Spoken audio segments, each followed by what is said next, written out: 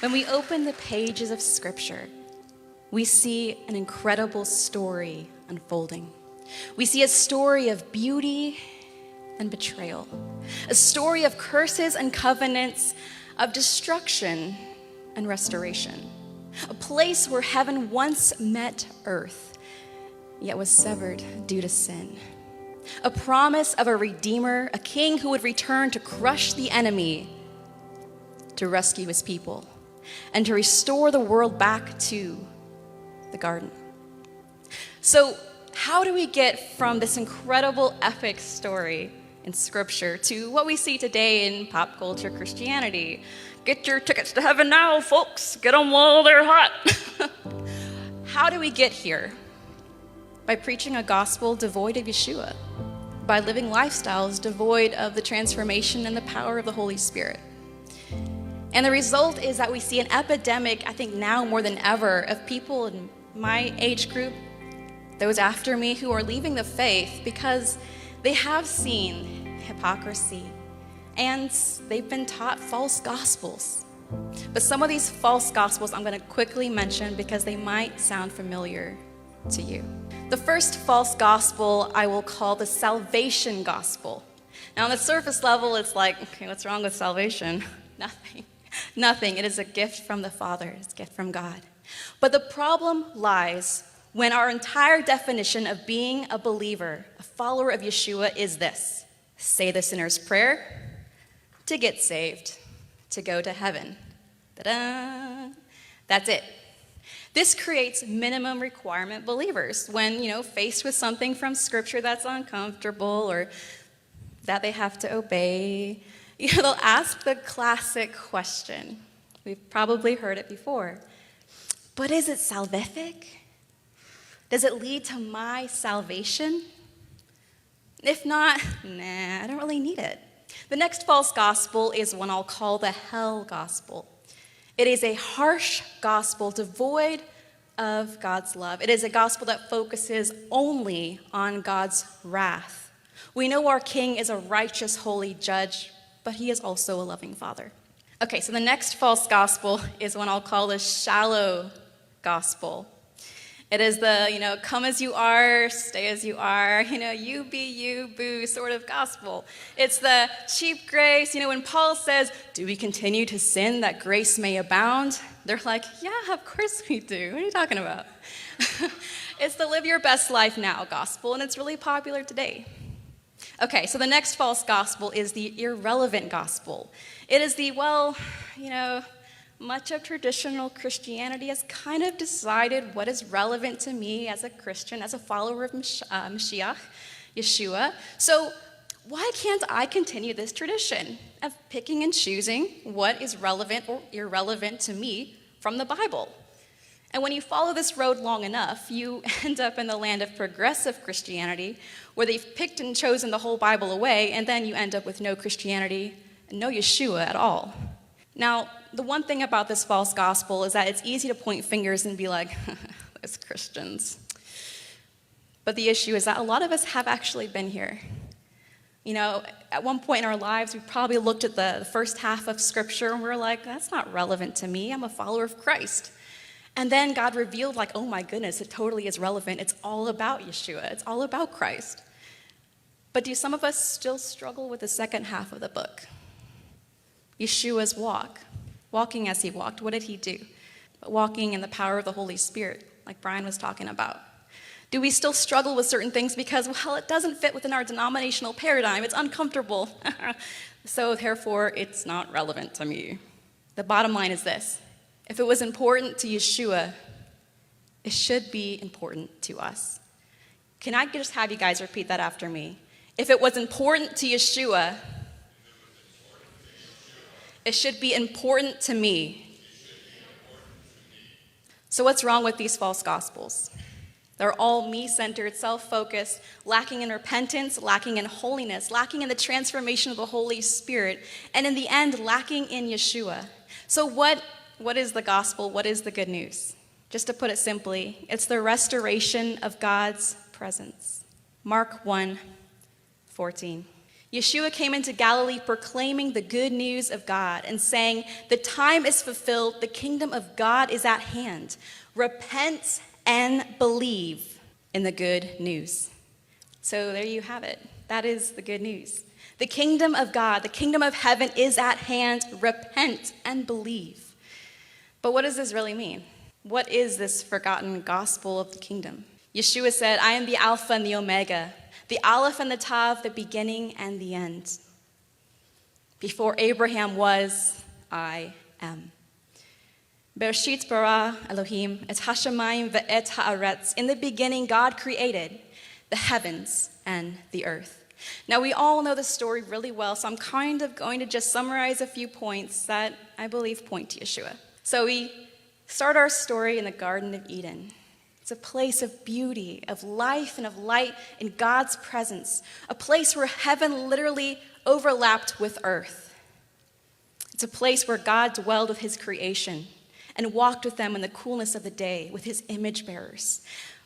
But this perfect meeting place was not to last. We know the story. What happened? The first of mankind, Adam and Eve, they succumbed to the temptation of a serpent, believing that they could be like gods and they could decide what was evil or, good.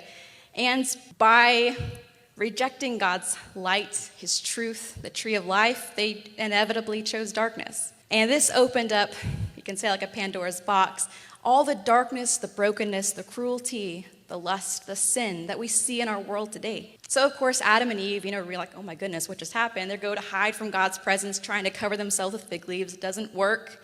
God's walking through the garden, calling their name. And as they're confronted, a sacrifice is made to cover their nakedness. And they're told of the consequences of their sin. There can be no fellowship between light and darkness. They can no longer dwell in God's holy presence because they have chosen darkness and they have to be sent out of the garden. But in God's great grace and mercy, he gives them a promise that one day the offspring of a woman would come, who would be wounded by the serpent, but would crush its head, who would restore the world back to the garden by overthrowing the evil that entered into it. So this was really the beginning of God's restoration plan, this promise of a redeemer that, we've been talking about yesterday and today, this Messiah, Yeshua. I love how Tim Mackey with the Bible Project, I don't know if anyone here has watched the Bible Project, but it's amazing. I love how he says, the Bible is a unified story that points to Jesus, that points to Yeshua. The whole Bible points to this promised Redeemer given in the beginning. So where else do we see Yeshua in the beginning, though? Where else do we see Yeshua in the garden? Now, a lot of you might know this, but I'm going to say it anyways because it's important. It's a good reminder. We see Yeshua, I believe, literally walking in the garden with his creation in the coolness of the day. But I also want to submit that we see him as the Garden of Eden. Genesis 2, verse 10. A river flowed out of Eden to water the garden, and there it divided and became 4 rivers, which watered the earth. John 7, on the last day of the feast, the great day, Jesus stood up and cried out, "If anyone thirsts, let him come to me and drink. Whoever believes in me, as the Spirit has said, out of his heart will flow rivers of living water." Now this he said about the Spirit, whom those who believed in him were to receive. Yeshua was that garden with living waters flowing out of him, but not just any living waters, the living waters of the Holy Spirit that would not just give life to the physical earth, but would give life to all the world in a greater, much greater way. But likewise, the garden was that first meeting place. We know the later tabernacle and the temple, we all know this probably really well, was designed after the garden, was decorated after the garden with pomegranate trees and cherubim and palm trees, and it was beautiful because it was that meeting place. The garden was that first meeting place where God's presence dwelled. And so Yeshua was also literally a walking, talking garden temple, a place where God's presence dwelled, where his Spirit and his truth dwelled. So wherever he went, he literally took God's presence with him, his Spirit with him, creating pockets of heaven wherever he went. Wherever there was death, he brought life. Wherever there was brokenness, he brought wholeness. Wherever there was sickness, He brought healing. Where there was demons, he cast them out. Yeshua brought God's presence and light and life as a garden temple wherever he went. We know also, just as there was a first Adam, Yeshua was a second Adam or a last Adam. Because God so loved us that, I'm going to pause here.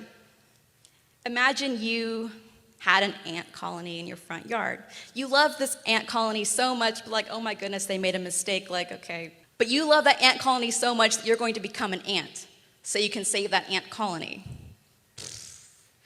I wouldn't personally do that because, but that's literally what God did for us. He came in our own form and likeness. Like the psalmist says, what is man that you even consider us? What is the Son of Man that you even consider us? But yet he loved us so much, he came in our own form and likeness. I know we know this so well, but this is so important. And it really is just mind-boggling. He loved us so much because this was the only way he could reverse the curse that had been brought about by the first Adam. To come, to be tempted by the serpent, yet not sin. To be a sinless, spotless sacrifice so that he could take on himself the punishment that we rightly deserve. He also came as a second or a last Adam to restore the inheritance that we were given in the garden. The inheritance to be image bearers, to represent our King, something that was stolen in the garden as we now followed in the broken footsteps of the first Adam. But Yeshua came to restore that so we can now walk as he walked in his footsteps, in freedom and in life. Because as Yeshua said, he came to give life and life abundantly. When Adam and Eve were in the garden, they thought they could hide from God's presence. They could cover their nakedness with their own fig leaves. It would be good enough, right? But it wasn't. Do we not also try to do the same? We're good enough. We can look clean on the outside. We got our fig leaves. We're set. We're a good person, right? We don't need God. Or that's what we've heard some say, and we've even maybe thought that ourselves at some point. But it's not enough. Isaiah 64:6. We have all become like one who is unclean. All of our righteous deeds are like a polluted garment. We all fade like a leaf, and our sin, like the winds, take us away. The result of sin is death, separation from God's presence. The absence of light is darkness. Romans 6:23, the wages of sin is death, but through Yeshua, he gives us the gift of life that we do not deserve, to be reunited, to be back in God's presence and in his light. We also see Yeshua as the sacrifice in the garden in a much greater way, as a sacrifice that would cover us, to cover our nakedness, to wash us and cleanse us. Hebrews 9:22, without the shedding of blood, there is no forgiveness of sin. Isaiah 61:10, I will greatly rejoice in the Lord. My soul shall exult in my God. For he has clothed me with the garments of salvation. He has covered me with the robe of righteousness. Lastly, we see Yeshua in the garden as the promised Redeemer, the offspring of the woman who would come to crush the serpent. And when Yeshua had his ministry on earth, his entire mission was to go around destroying the works of the enemy. Like I said earlier, where there was, demons, he cast them out. Where there was hopelessness and depression, he spoke words of life and healing. Where there was darkness, he brought light. But just when the serpent thought, okay, you can get rid of this troublemaker, put him on a cross, there we go, sealed up, done. Yeshua crushed death and rose from the grave. As Paul writes, 1 Corinthians 15:20, but in fact, Yeshua has been raised from the dead, the first fruits of those who have fallen asleep. But of course, we know this is not the end of the story. We know he's coming back. He's returning as king to finish the job. Revelation 20, verse 2, and he sees the dragon, that ancient serpent of old, who is the devil and Satan, and threw him into the lake of fire and sulfur. God's restoration plan has always been about a return to the garden, a restoration of his kingdom. What is a kingdom? It's wherever the king is. And we are invited to take part in that restoration plan. Revelation 21, verse 1, then I saw a new heaven and a new earth, for the first heaven and the first earth had passed away. Then the angel showed me the river of the water of life, bright as crystal, flowing from the throne of God and of the Lamb through the middle of the street of the city. Also on either side of the river, the tree of life with its 12 kinds of fruit, yielding its fruit each month. The leaves of the tree were for the healing of the nations. So what is the gospel? The good news is that the kingdom of God is at hand and has arrived. It's that through Yeshua, we've been given the gift of salvation so that we can walk in sanctification, walking as Yeshua walked, so that we can be a part in God's restoration plan, so that we can be restored to God's presence and restore others to God's presence. So why is this important? I mean, even as I'm sharing all this, we've all heard this before. This is, not something that's probably new to most of you. In fact, perhaps to some, the good news has become old news. Once we hear it once, we're good. We're set, right? And sometimes it turns out that we don't talk about it much in our services or to our family or to our children.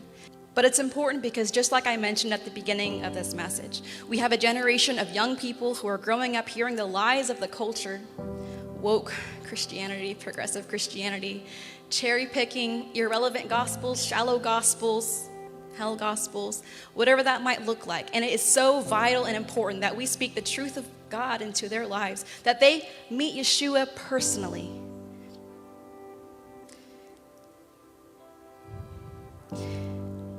Dear Heavenly Father, I just come before you right now. If there's anyone listening online, or if there's anyone here sitting in this audience, I just feel on my heart. Father, I ask that you reveal yourself to them personally, that you've given your Son, Yeshua, Jesus, to give them this gift of salvation because you love them so much. Father, I ask that you bring healing where there has been hurt, abuse. You bring freedom, Father, where there has been bondage. You bring light where there has been darkness, Father. Father, I thank you for you, for your gift of Yeshua. Yeshua's name. The King is returning, and are you ready?